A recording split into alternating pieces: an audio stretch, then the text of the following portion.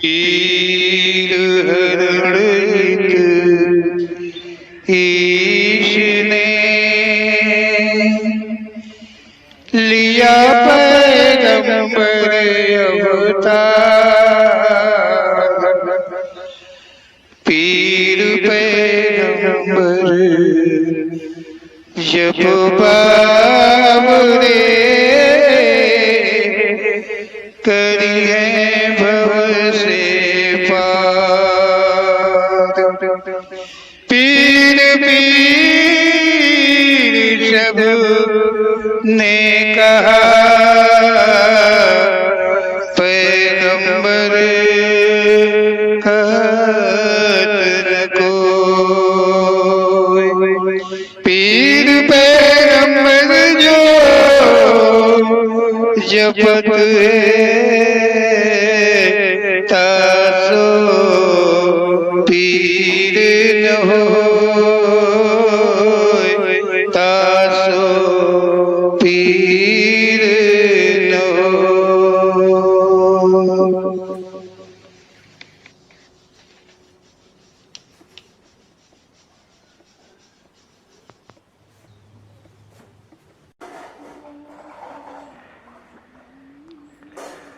ओम श्री पीर पैगंबर जी दरबार आप सब तक ओम श्री पीर पैगंबर जी द्वारा दिया हुआ ज्ञान सब तक पहुंचाने का प्रयास किया करता है।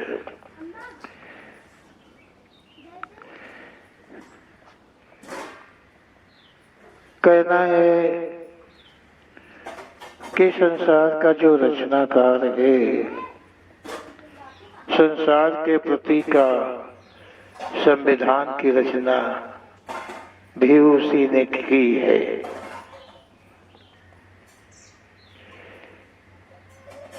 संसार की रचना के साथ ही संविधान की रचना भी करी है। अब जो जिसे ईश्वर कहते हैं, भगवान कहते हैं, परमात्मा कहते हैं, कोई भी प्रिय नाम को हम जानते हैं, अधिकांश मानते हैं, तो उसी के संविधान में मतलब जो सृष्टि है, इसका कोई भी मानव, कोई भी शक्ति, कोई भी ताकत उस संविधान में फेरबदल नहीं कर सकता है,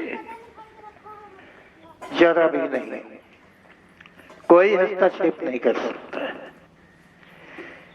उस परमपिता परमेश्वर का संविधान जो रचा हुआ है, उसमें मानव ही क्या, जिन्हें देवी देवता मानते हैं, अनन्य कोई भी शक्तियां मानते हैं, यंत्र मंत्र तंत्र यंत्र मानते हैं, किसी भी प्रकार का कोई भी प्रभाव उनके रचे हुए संविधान पे नहीं पड़ता है। प्रयास तो शायद कोई न करता हो, परंतु मानव तो जरूर ही किया करता है, क्योंकि मानव अपने को इतना बुद्धिमान ही समझता है, और जबकि ईश्वर सत्य के आगे वो कितना हीन है, कितना छीन है। मनुष्य शर्म खाना चाहिए। जहां कभी किसी की औकात नहीं हुई, उस चोटी पर चढ़ने की औकात मैं अपनी बना लूं, ये भूल है। जहां संभव है वहां संभव कैसे हो सकता है। लेकिन ये जो मानव है, ये प्रयास किया ही करता है, लगा ही रहता है।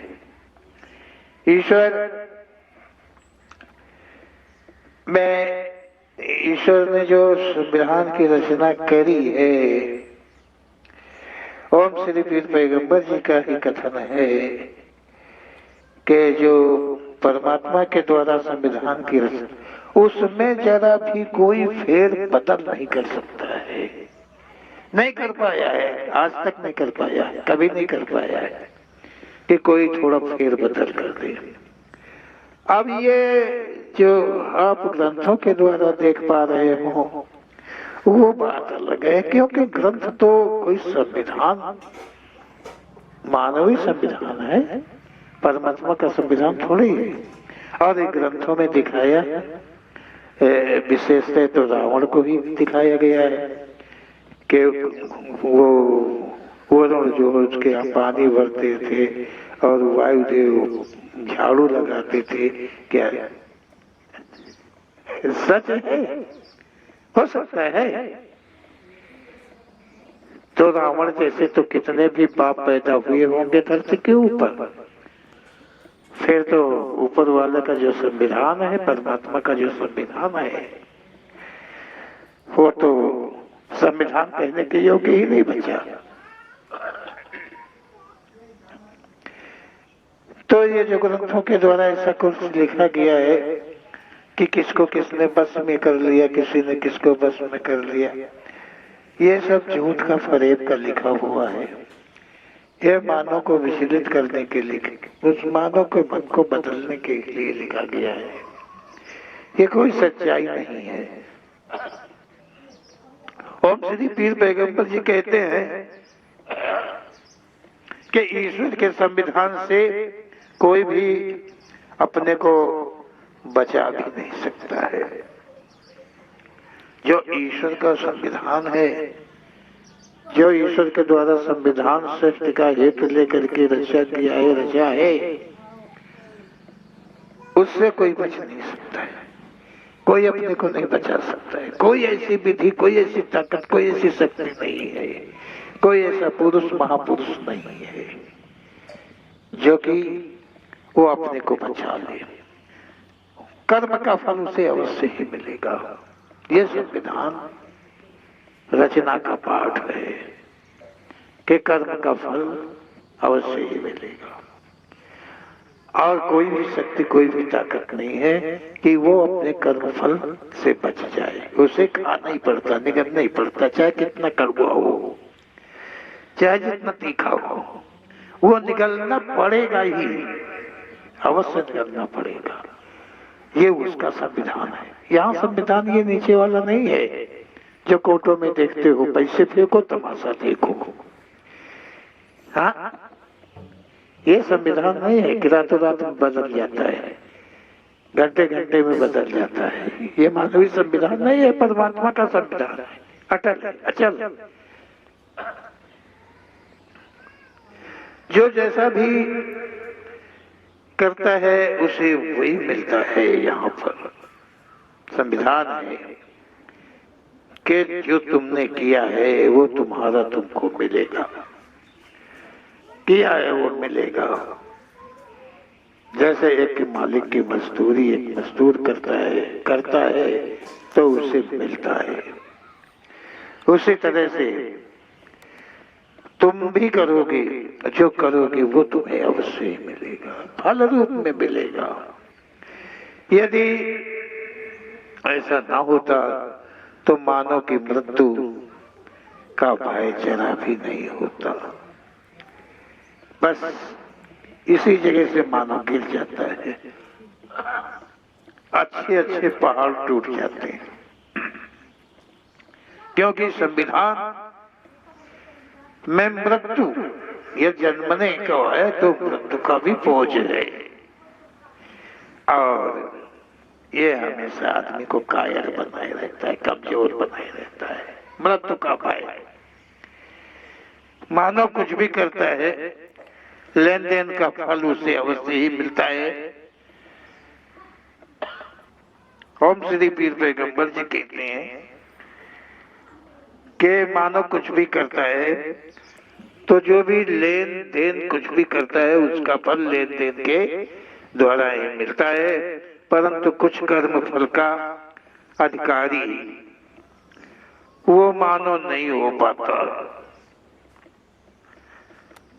ओम श्री पीर पैगंबर जी कहते हैं कि लेन देन को लेकर संसार बना है, लेकिन मानो कुछ ऐसे कर्म करता है जिनका फल पाना आवश्यक होता है, परंतु लेन देन के बाहर है। उसका फल जो है, उस फल को उसे प्रायश्चित में करना है, भोगना है, करवाना पड़ेगा, करना पड़ेगा, इससे बचत नहीं है। इसी पे ओम श्री पीर पैगंबर जी कहते हैं कि जो मानव है वो अन्य योनि को प्राप्त हो जाता है, जो लेन देन के अतिरिक्त का जो लेन देन के अंदर में है, तो वो समयानुसार कर्मानुसार एक दूसरे के फिर सामने आते हैं किसी न किसी योनि के द्वारा, और उनका लेन देन प्रायश्चित जो होता है वो समाप्त हुआ करता है।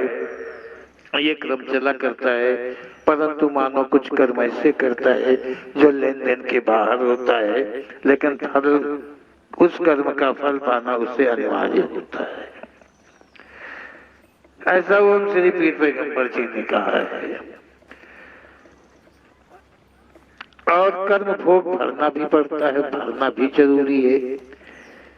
ओम श्री पीर पैगंबर जी का कहना है कि वो बच नहीं सकता है, बचत होती नहीं है। तो लेन देन के बाद का जो जैसा कर्म होता है उससे प्रायश्चित करना है, उसे भोगना है, तो उसके लिए सृष्टि में मानव के पश्चात प्रेत योनि की रचना है। प्रेत योनि की रचना है, ऐसा ओम श्री पीर पैगंबर जी का कथन है कि प्रेत योनि कायम है। ये प्रेत भूत योनि अर्थात गुजरे हुए मानवों के आत्माएं जो कर्म बस प्रेत योनि को प्राप्त हुई हैं, ये योनि है। ये मानव का जीवन जब समाप्त होता है तो ये योनि भी कर्म के अनुकूल ही मिलती है, ऐसा ओम श्री पीर पैगंबर जी का कथन है।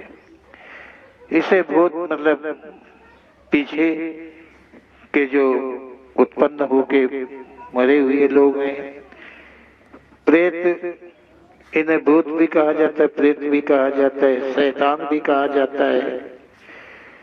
इसी प्रकार के इनके नाम हैं और अनन्य प्रकार के इनके शाखाएं भी हैं। और ओम श्री पीर पैगंबर जी कहते हैं कि ये योनि है, ये आत्माएं ईश्वर द्वारा रचे संविधान में सहयोग करती हैं। क्या ओम श्री पीर पैगंबर जी कहते हैं कि ये आत्माएं जो प्रेत योनि में मानव आत्माएं जाती हैं, वे ईश्वर के रचे हुए संविधान में सहयोग देती हैं। ईश्वर के रचे हुए संविधान में सहयोग देती हैं, उसकी रचना में दखल नहीं देती हैं। वो प्रेत योनि इसीलिए है। कहने का अर्थ है कर्म के अनुसार मानवों को दंड देती हैं। वही जो लेन देन कर्म से बाहर हुए और अनन्य प्रकार के कर्म किए, उनको प्रताड़ना, उनके किए हुए का फल कहाँ से मिलेगा, कैसे मिलेगा, इसके लिए ईश्वर संविधान में भूत प्रेत की योनि है। इसी के द्वारा उस फल का निवारण किया जाता है, ऐसा ओम श्री पीर पैगंबर जी का कथन है। अब ये इनको रूहें भी कहते हैं, प्रेत भी कहते हैं, शैतान भी कहते हैं, भूत भी कहते हैं, किसी भी नाम से हम लेते चलते हैं, जैसा ओम श्री पीर पैगंबर जी का कथन है कि ये दंड देती। भूत प्रेतों की योनियां मतलब कई प्रकार की हैं।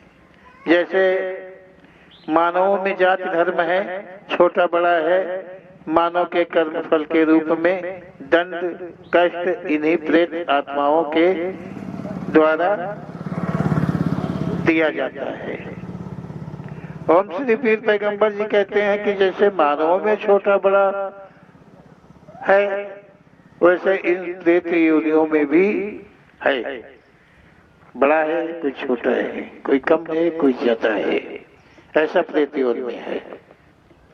और ये प्रेत योनियों जो है, ये ऐसा इतना सच नहीं है कि हर प्रेत आत्मा जिसको कहते हैं कि उसे सहयोग देना पड़ता है। नहीं, ये तो योनि कर्म बस मिलती है। लेकिन ये ईश्वर के संविधान में सहयोग देती है। उसे इन्हीं के द्वारा दंड दिया जाता है, दिलाया जाता है, जिन्होंने कर्म किए हैं परंतु लेन देन से बाहर के किए हैं। अब उनके ऊपर वो फल कौन पहुंचाएगा, कौन देगा, इसके लिए ईश्वर संविधान में प्रेत योनि की रचना है। ऐसा ओम श्री पीर पैगंबर जी का कथन है। अब इन्हीं प्रेत योनि के द्वारा, प्रेतों के द्वारा उसके फल का उसके किए हुए मानव के कर्म का फल जो है इन्हीं प्रेत आत्माओं के द्वारा दिया जाता है। ये रूह है, ये जो प्रेत हैं, इनका काम है, इनका कर्तव्य है पीड़ा पहुंचाना, तकलीफ देना, दुख देना, कष्ट देना। मानव शरीर में कर्म के अनुकूल मर्ज बीमारी तैयार करना। क्या ये ईश्वर संविधान में कैसे सहयोग करते हैं कि उस किए हुए कर्म मानव को प्रायश्चित करने हैं, उनके लिए प्रेत आत्माओं के द्वारा दंडित कराया जाता है।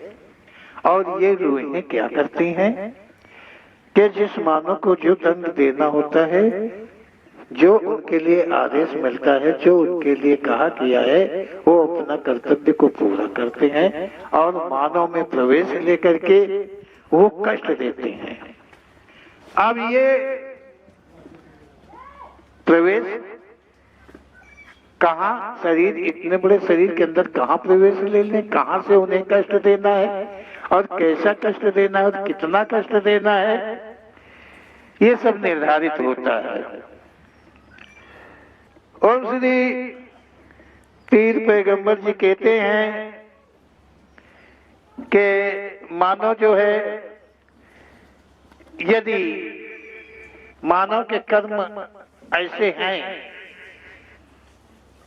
कि प्रेत के द्वारा ही उसके प्राणों का हरण किया जाए, ऐसा कर्म फल है उसका, तो प्रेत उसमें प्रवेश लेकर के और कष्टों को पहुंचाते पहुंचाते मर्जे, बीमारी, तकलीफें इतनी बना देता है, इतना कमजोर कर देता है, उसका खून समाप्त हो जाता है शरीर का, कुछ नहीं बचता है। लाखों उपचार करने के बाद भी, चाहे कितने बड़े दांत हो, वैद्य हो, डॉक्टर हो, दवाएं हो, करते करते हार जाते हैं, परंतु कोई भी उसे ठीक नहीं कर पाता, सही नहीं कर पाता है, और वो प्रेत आत्मा जो है उसके प्राणों का अंततः हरण करती है। ऐसा ओम श्री पीर पैगंबर जी का कथन है और ओम श्री पीर पैगंबर जी का ये सत्य कथन है। आप ध्यान दे करके देखेंगे, समझेंगे तो आपकी समझ में जरूर आएगा।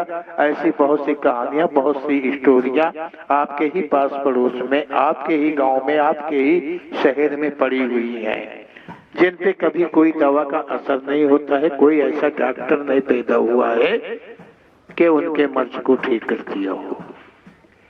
एक टेबलेट खाने से बुखार ठीक हो जाता है। यहाँ तो 20 साल 25 साल पुराने मरीज आते हैं कि कभी उनका बुखार ही नहीं खत्म हुआ, कभी लाइटनिंग ही नहीं खत्म हुई। हर जगह से जवाब पाए हैं, हर डॉक्टर से, हर अस्पताल से जवाब पाए हैं। विज्ञान फेल कर दिया उन्होंने, लेकिन ये शक्ति किसकी है विज्ञान फेल करने की? संविधान की और उस प्रेतात्मा की, जिसे वो आदेश मिला है। तुम कितनी दवा करोगे, कितना क्या करोगे, वो सब हजम कर जाता है, कुछ भी नहीं छोड़ता है।